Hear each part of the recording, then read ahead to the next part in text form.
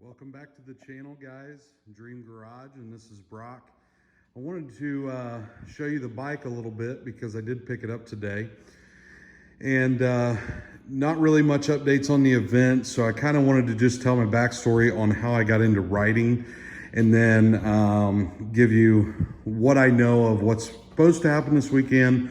Hopefully we will have some good news coming after that as far as a date set and some more information on maybe what we're doing to market it properly and get some feedback from you guys. So this here is a 2014 Victory Cross Country. It has been completely done. There are some little things that I'm going to change, but starting at the front, it is a 26-inch wheel. It is a spoke black wheel, as you can tell. And I can tell you up front, it is not easy to clean. It's not fun to clean, but it does look good on the road. On the cross countries in 2015, they actually did a Magnum, which I really thought was cool for the Victory. And so like this front LED headlight, that was a Magnum standard headlight. That was not something that came factory on the cross country. And the guy that I bought it from had done all this hard work, which is really nice. The windshield is also a Magnum windshield. It was like a boomerang windshield is what they called it, which looks really sleek. Does have the factory mirrors on the bike, but he did do the clutch and the brake levers. He did redo those. The footboards, he actually did custom footboards on the passengers and drivers. And I'm not a big fan of orange on the bike, but it does give some differentiating on it, and that might be something that I change or not. Haven't decided yet. One of my favorite parts about the bike that I wish that the 13 I had was the back end redone. It was a delete on the factory taillights. So they're actually, as you can see over here, they have LED strips that go down on both sides. So it looks really nice, really sleek. And this one, because on a factory cross country, it has duals that come out the back. They actually did a side pipe to make the back end for that. So the side pipe is really nice because it's loud, but it looks sleek as well. I really, really like it. So to kind of give you a backstory on what got me into riding, because it wasn't something that I was born or raised with, in a sense of my family didn't ride like that. So one of my best friends, Joe Anderson, we became friends through the car business because he enjoyed cars like myself, and him and his current wife at the time were buying a new Camaro and had a Camaro. So he instantly got me into riding. And so through that, I ended up with a Kawasaki 900 Vulcan to start. And I had it about 3 months, and he had a 2011 Arlen Ness cross country. It was a special edition that they did for a couple of years throughout the life span of the cross country, and instantly I was hooked. The bike is an amazing, sleek look. You know, it was actually a little bit longer than like a street glide. And for me, I'm 6'2", big guy, so I wanted the space. It does come with a 106 cubic inch V-twin motor, which is a phenomenal motor for this bike. It does govern at 120, but has all the torque and speed that you need for a bike, especially for a bagger. But it's just a really neat motorcycle. So he introduced me to it. He actually taught me how to ride, and a lot of great memories riding motorcycles. You know, I just really enjoy being on the road. Like today, it was 40-some degrees. It was cold coming back. I did not have gloves on. However, got back to the house. I was able to get her cleaned up so I could show you guys properly this bike. And, you know, I had a red one that actually is currently still in our friends group. I sold it to him. His name's Lane Martin, and he had continued my build. I actually had done a lot, like you can see the rear speakers in this bike. I actually had factory speaker bag lids from the Magnum that I bought new for the red one I had. And so you actually could not see the speakers that you can see here. So I did those. I did a 21-inch Magnum wheel on the red one. He has still got that on it today. but he did do a fender. I did not have a fender on it when I rode it because I wanted to do a 26 like this bike has.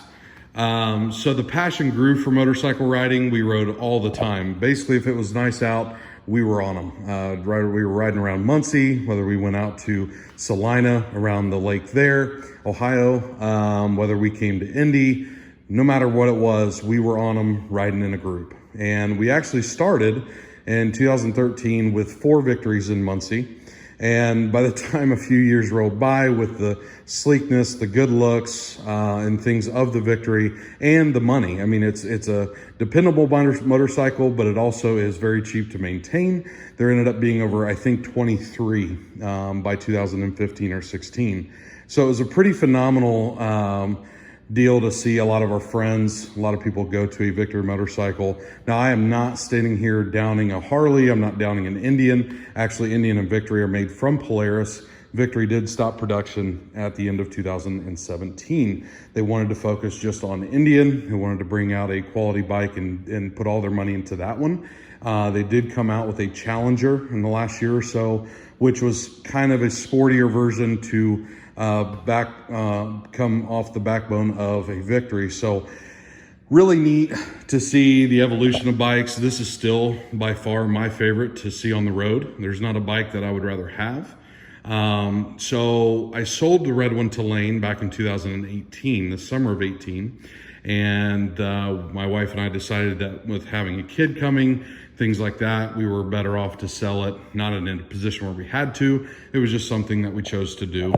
And in 2020, last year, she wanted to get her own motorcycle, and that's currently not here right now because it and the truck are at my buddy Travis's dealership in Richmond, Indiana, Studebaker, because he has a paint shop and they are going to paint both the Riker and my truck.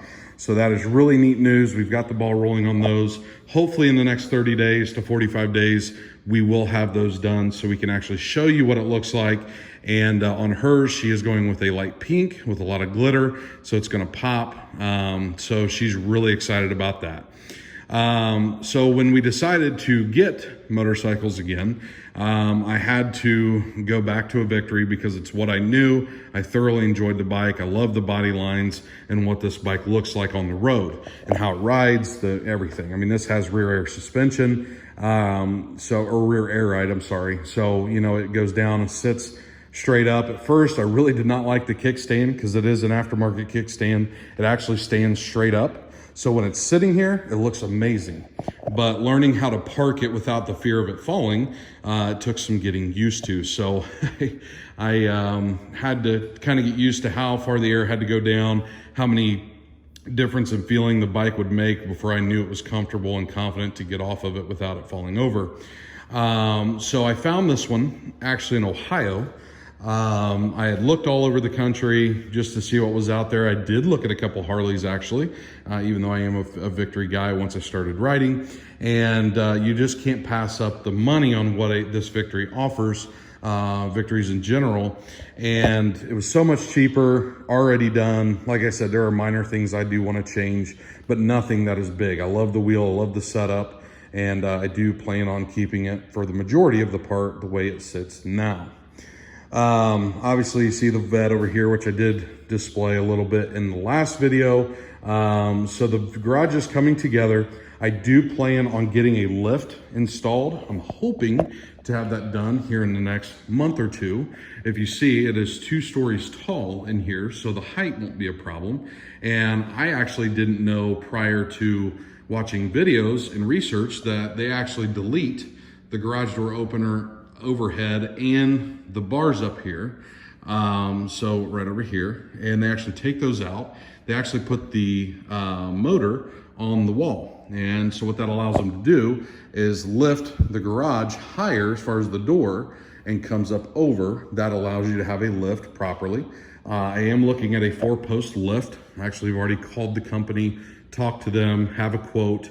Very reasonable. If you are looking for a lift, it is not as expensive as I thought it was going to be. I thought it was going to be very, very expensive and probably something I wasn't going to be able to do at this point. But in talking to the gentleman I did, It actually is a lot cheaper, and I think that hopefully, like I said, in next month or two, this will help us to be able to work on cars, which is part of Dream Garage. It will also allow me more parking spaces because I have one more bike and I have two more vehicles that I would like to at least get 3 vehicles and 2 bikes in here, but to be able to do that, a lift is a must.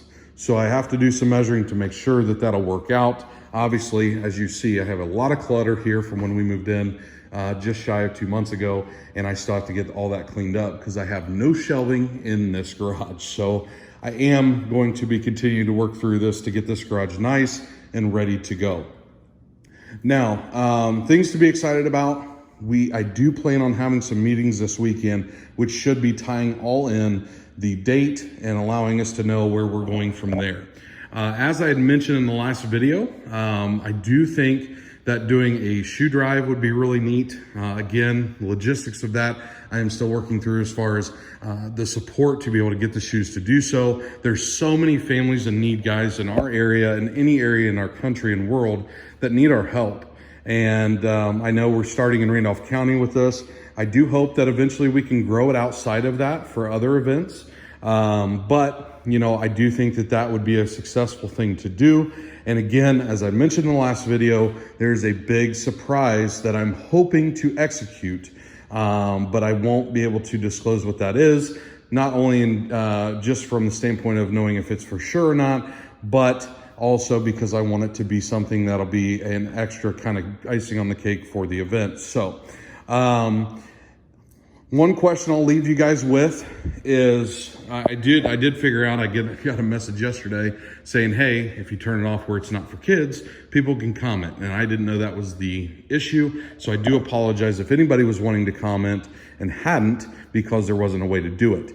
But we do have that uploaded. So the question I have for you guys is, what is your favorite vehicle? What is your favorite? It can be a motorcycle, it can be a car, it can be a truck, it can be a sedan, it can be a boat, as far as any kind of recreational vehicle or watercraft.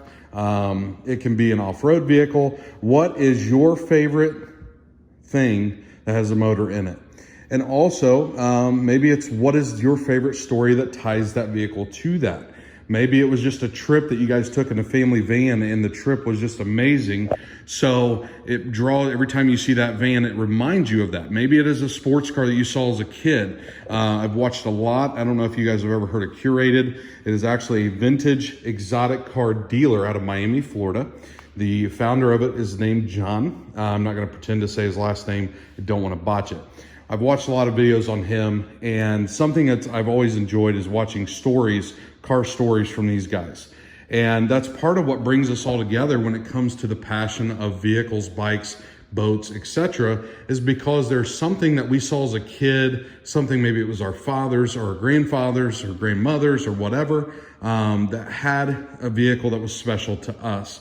And for him, his dad had a Miura, which is a Lamborghini Miura. It was built from 74, or actually no, I think it was late 60s and the 70s. Don't quote me on that, but the Miura is a very phenomenal Lamborghini. If you've never heard of it, look it up. It is really cool. And his dad had one at 18. Of course, back then vehicles were a little bit cheaper. Now they are multi-million-dollar cars. So I would be interested to know, what is your favorite car, automobile, bike, boat, anything that you have a story to tie to, or just the vehicle in general. Please give me some feedback. I would love to hear it.